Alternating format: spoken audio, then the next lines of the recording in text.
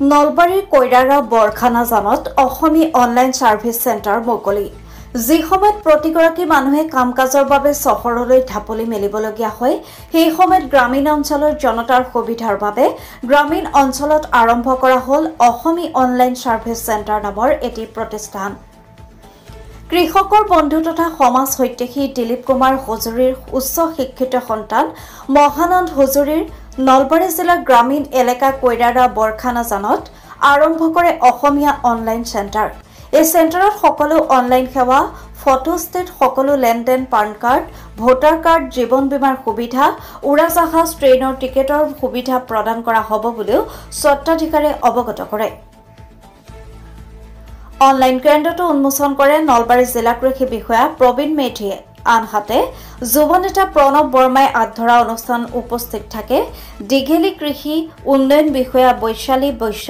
কৃষি পৰিদৰ্শক কুলেশ তালুকদাৰ শামতা কৃষি উন্নয়ন বিষয়া মৃত্যুপৱন মুদৈ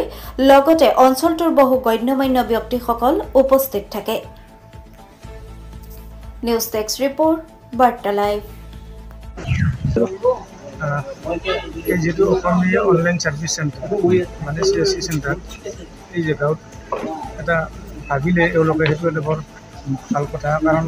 ইয়াৰ পৰা আজি যদি নলবাৰী টাউনলৈ যাব লগা হয় মানুহজনৰ অহা যোৱা 100 টকা এনেই গুচি যায় এতিয়া সময় টকাটো ডাঙৰ কথা নহয় মানে সময়টো যায় গোটেই দিনটো যায় সৰু কাম এটা এতিয়া এইখিনি অঞ্চলত যিহেতু এনেকুৱা চেণ্টাৰ নাছিল এই মানুহখিনিয়ে তেওঁলোকৰ ন্যূনতম সা সুবিধা লাগে সেই গোটেইখিনি এই অনলাইন চেণ্টাৰতে কৰিব পৰা বৰ্তমান ডিজিটেল ইণ্ডিয়াৰ যিবিলাক কাম হৈছে এনেকুৱা চেণ্টাৰতে কামবিলাক হয় গতিকে মানুহখিনি সুবিধা হ'ব বুলি আমি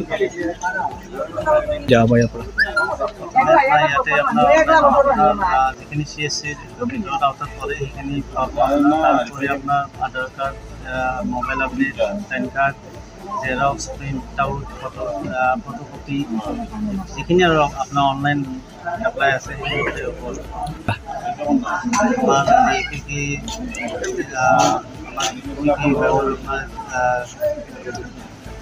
জিলা বিষয়া